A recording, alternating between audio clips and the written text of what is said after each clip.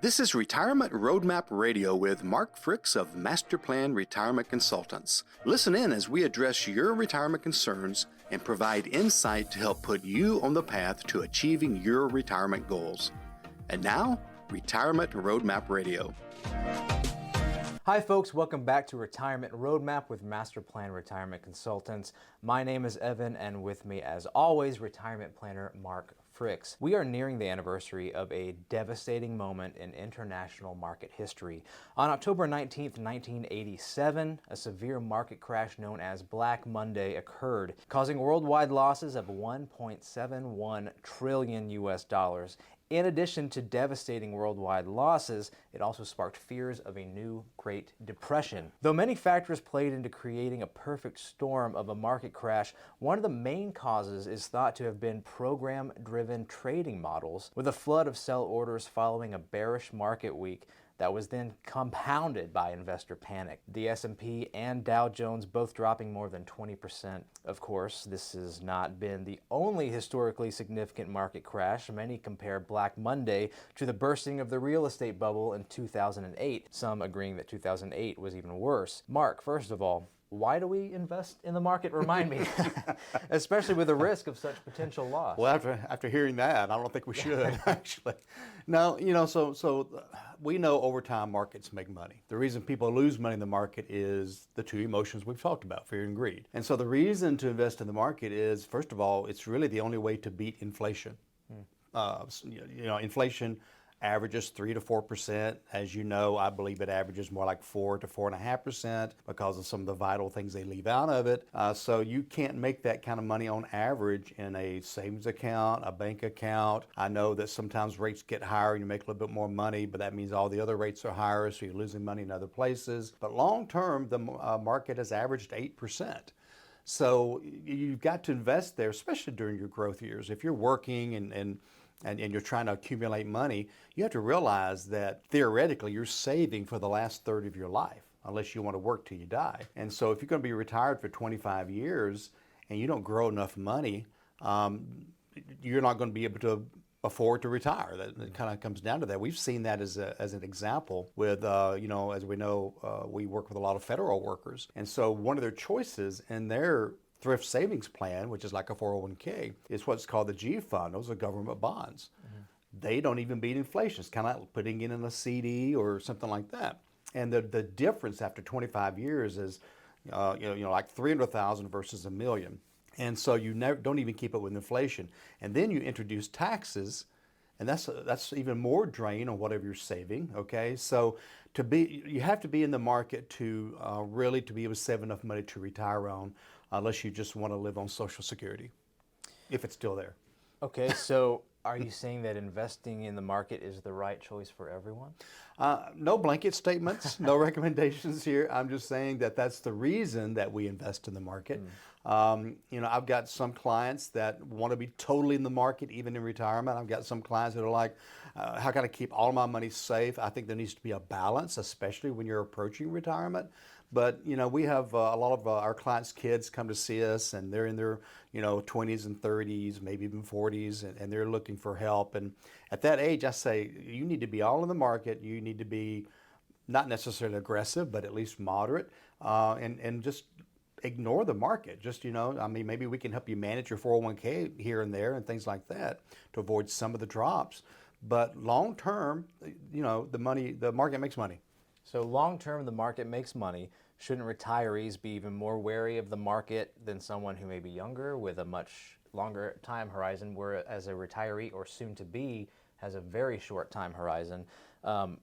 If some retirees could benefit from this market growth, how can they reconcile this? Yeah, so that's what makes retirement consultants different. If you go down to the local broker or advisor or whatever, and you're 35 or 45 and sometimes even older, they're just going to throw you in the market, but just sway you more toward bonds. Well, bond portfolios can lose money too, as we saw last year. And so it is more conservative, and that's fine, but that's very, very old style investing. But as being retirement consultants, we go much deeper than that and much broader than that. So it's not just about being in the market. It's the story I tell probably on several of these episodes about You save all your life in this one big bucket, this 401k bucket, and it has one job, right? To grow. You put money in, they put money in, market makes money over time if you don't panic and get out at the wrong time. But as you said, in retirement, that big bucket has about 6 to 8 to 10 different jobs. And so some of it still needs some growth, but maybe some of it needs to be slower, moderate, conservative growth for things we need in the next year or two. Some of it needs to be maybe a little more moderate for things we want in the next 2 to 5 to 10 years. Maybe we have a more aggressive bucket, but we know we don't need it until we need healthcare, maybe in 20, 25 years. And so we divide that up to make it more efficient. Then we might need some buckets that produce income. Well, I don't believe in the market doing a very good job of producing income, so we use other tools, other methods to provide more of a guaranteed income stream that's not affected by the market. So now we got not all of our money in the market. I think you mentioned on a previous episode, maybe you're 50 or 40% in the market and 50 or 60% in protected income growth accounts. And so it's just you have to look at it differently, but it doesn't mean you don't vacate the market. You can't leave the market totally. Just need to treat it differently. And so for someone with a longer time horizon who is employed, maybe even earlier mid in their career with a longer time horizon, maybe something like an index fund makes perfect sense for them long term. However, if you are nearing retirement within a few years, something like that, if the market were to hit, index fund is going to be rocked. So you speak a little bit more towards what you might suggest for someone closer to that. And again, no blanket statements for anyone. Right. No recommendations here. So some strategies. Yeah. So as an example, let's take an age. Let's say you're in your early to mid 40s. I would just depending on the person, put them somewhere in the middle, moderate to moderate aggressive, and let the indexes work, because the index may drop 30% this year, but that means next year's probably going to do a positive number. Mm-hmm. We've only had 2 times in the history of the market that the market's lost money 2 years in a row. So if you lost money this year or last year, you're probably going to make money this year, okay? And so, again, if you've got a time horizon of 10 plus years, just set up a portfolio, and somebody like us can help you do that and pretty much let it ride. But if you start getting into your late 40s, early 50s, you need to start being a little more strategic. You need to start taking a look at not only what you're in, but maybe even making some changes along the way, not based on emotions, but based on either advice from a fiduciary or something like that can look at it without emotion and say, according to algorithms and the history of the market and what computers are telling us, this part of the market is starting to get rocky. So let's pull back out of that. Not that we're trying to day trade, of course. This might be a once a month or once a quarter look at the 401k or whatever it is, but to just avoid some of the valleys. If you have a higher valley, you have a higher mountain, okay? And so it's a matter of just adjustments, based on historical research by a couple of companies, one of them being Financial Engines. By using computer algorithms to look at these portfolios, there's an average of 3 to 4% better return with a little less risk. Mm-hmm. And so an extra 3 to 4% over 5 or 10 year period can make a pretty big difference. So it depends on the age range. Like you said, if you're 25, I'll put all the chips on the table, right? But as you get older, you can afford less and less. Imagine if you were planning on retiring in 2007, and you're just in a moderate 401k. You probably did not retire. Well, if you retired in 2007, you probably went back to work in 2008 or 9 if you could get a job, right? And so it can be devastating. So needs to be more attention paid, whether it be the person themselves, whether it be a fiduciary to help you manage it, something of that nature to look at how far you are away from retirement versus how the market needs to be treated in your portfolio. As I mentioned at the beginning of the episode, the week prior to Black Monday was a bearish week in the market. Major indexes brought losses of around 10%, so the pressure to sell was already primed on close of market Friday for a Monday morning, right? There were some other signs of incoming trouble as well: slowing economic growth, rising inflation. The U.S. dollar was strong, so our exports were suffering a little bit. Stocks were overvalued due to a divergence of market and the economy. So when the market opened on Monday, those programmatic trading orders to sell, they struck wave after wave after wave, and then panic investors followed Then suit. the individuals follow suit. And That's so we right. see all these things working together, and you even see some of these signs ahead of time. So are there any signs that you look for in a market, excuse me, and given the circumstance, how do you position your clients to withstand the storm? So a couple of things. Number one is, as you know, we are part now of that computer program trading, and so therefore that week before, our computers probably would have already gotten us out of a lot of those positions.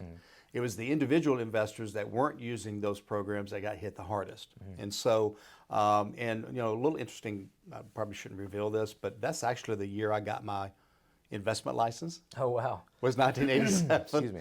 And so one of my first clients was a family member. I'm not going to mention any names. So I felt pretty bad because we weren't using computer models. I just put them in a model, and now he recovered. Everything was fine. He wasn't mad. It was the way the world was. But I learned a very harsh, quick lesson very early in my career. But again, because we're using those computer models, we probably would have gotten out of most of those positions. So it was, again, the individual investor that then saw Black Monday, and then what did they do? They panicked, okay? Because part of investor behavior that we discussed actually in I think our last episode is the fact that whatever's happening right now is going to continue. So if you're in the middle of Black Monday and you see markets just falling, in your mind, it's like it's never going to recover, it's never going to quit falling, which is not true.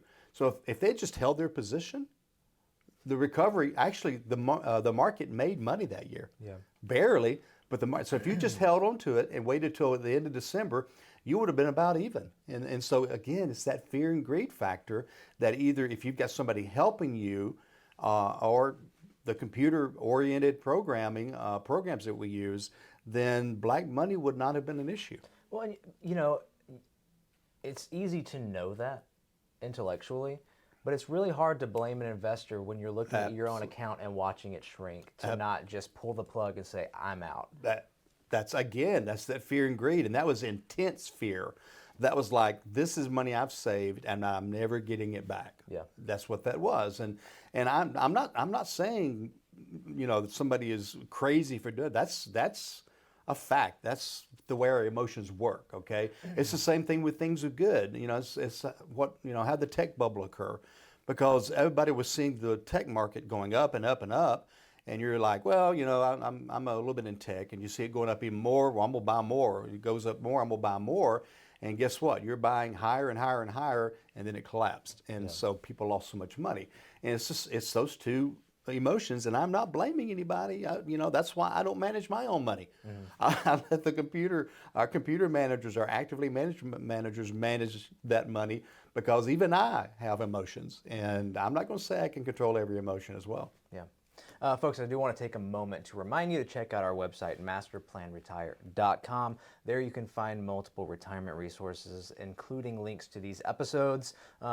Perhaps the most important is a Schedule Now button. In fact, you can go directly to Mark's calendar and find a time that works best for you to schedule your complimentary consultation as an opportunity to discuss your own retirement with Mark, your hopes, your fears, your concerns.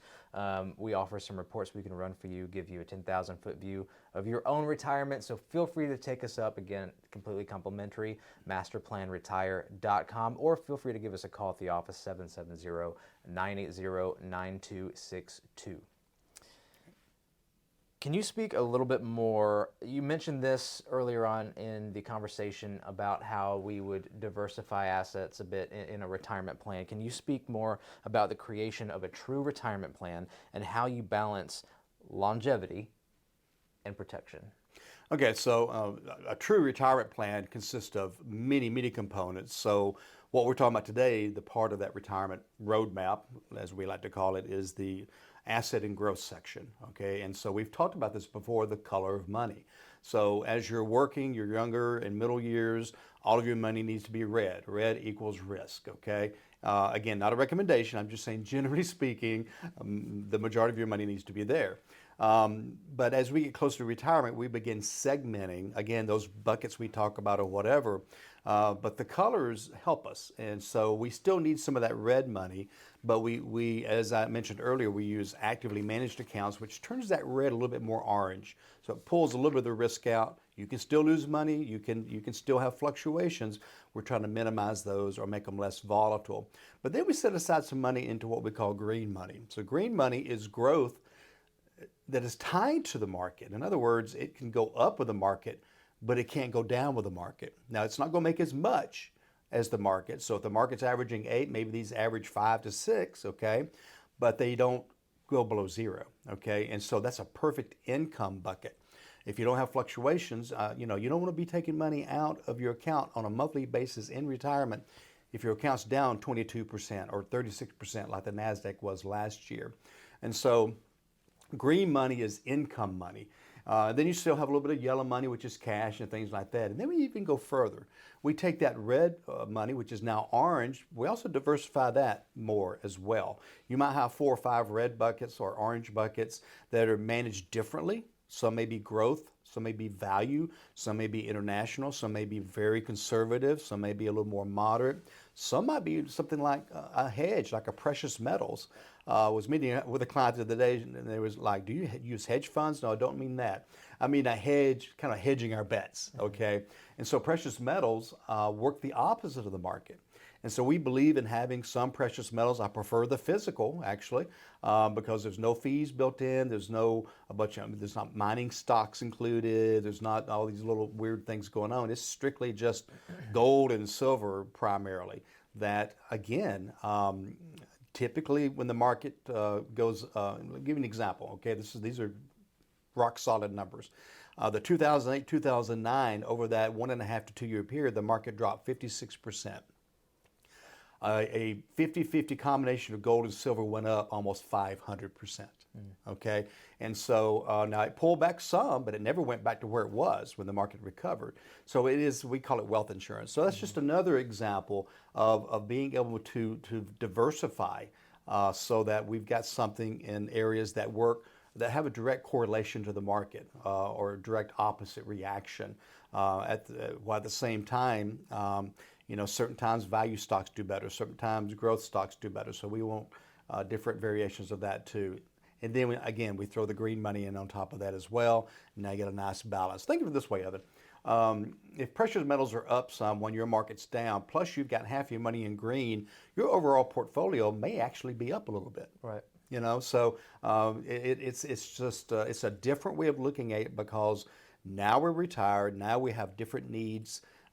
Different goals, and I don't want any of my clients to have to go back to work. Right. Well, I love that. We're balancing out our market money with some protected growth, potentially hedging with alternative investments like precious metals, gold and silver, things like that. But I think it's also important to remind people, a lot of times we look at the stock market and just think immediately, that's just all risk money, that's but there are levels to even the risk in that because we use several different money managers. Each one has a dozen or more different portfolio, more than a dozen. I mean, goodness, how many? And so the potential, and each one of those has a different risk level. If you have, yes, there are aggressive growth buckets, but the amount that we use those for clients who are at retirement age, you wouldn't use such an aggressive bucket, maybe something moderate. Or if you want a growth bucket, an aggressive growth bucket, you balance it out with another bucket that would be more conservative, and maybe that have different goals and tactics that balance each other out. So there are a million ways to look at it, honestly, and how that balances the other colors of your money as well. And what's great is each money manager has a different philosophy. So when they put together their computer program, they set up the parameters. Okay, we're going to take these 500 S&P stocks and we're going to have these 4 filters or 6 filters or 8 filters.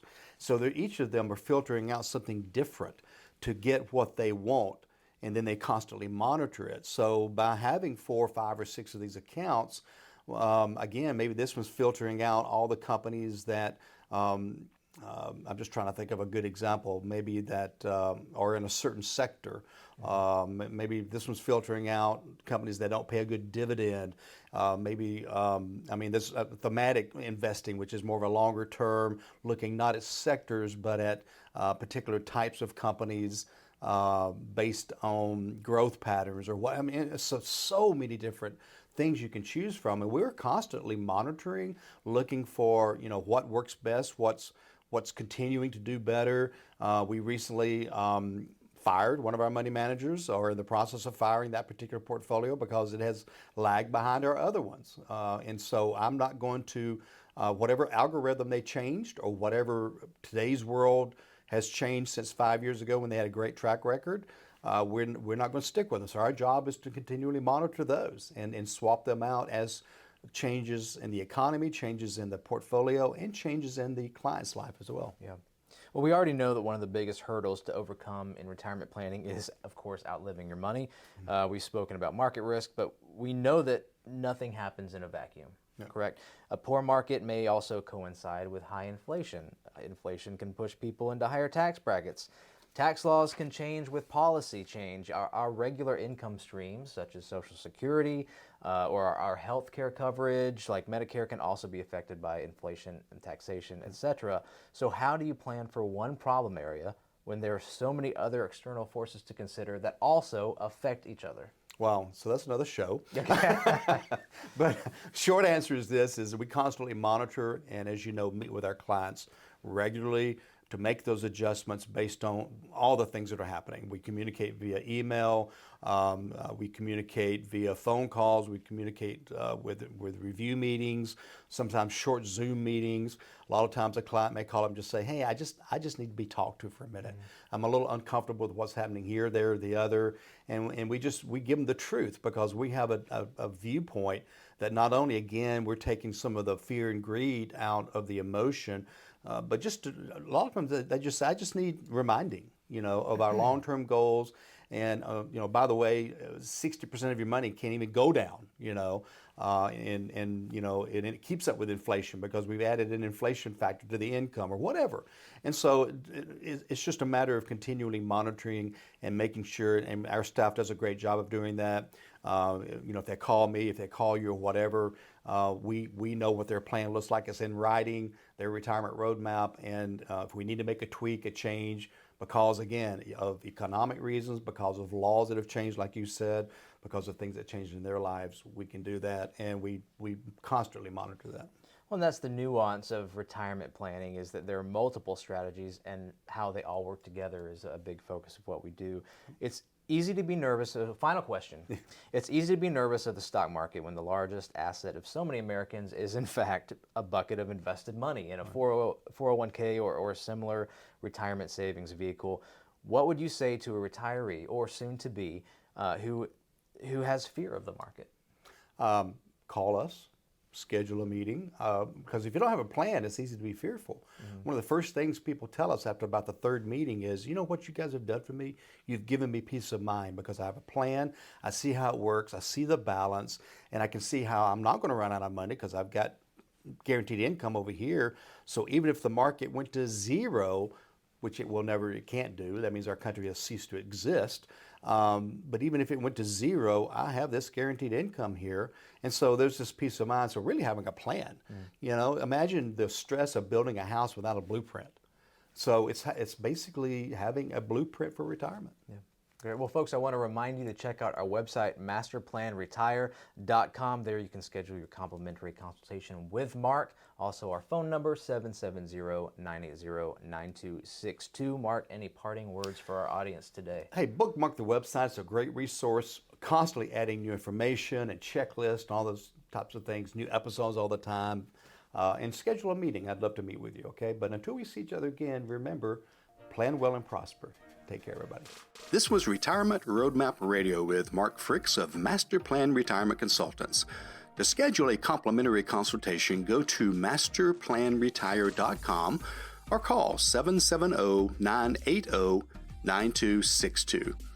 Thanks for listening, and remember, Plan well and prosper. All matters discussed during this show are for informational purposes only. Each individual situation may vary, and the opinions expressed here may not apply to everyone. Materials presented are believed to be from reliable sources, and no representations can be made as to its accuracy. All ideas and information should be discussed in detail with one of our qualified representatives prior to implementation. Advisory services offered through Master Plan Retirement Consultants, a registered investment advisor in the state of Georgia. Mark Fricks and Master Plan Retirement Consultants are not affiliated with or endorsed by the Social Security Administration or any other government agency.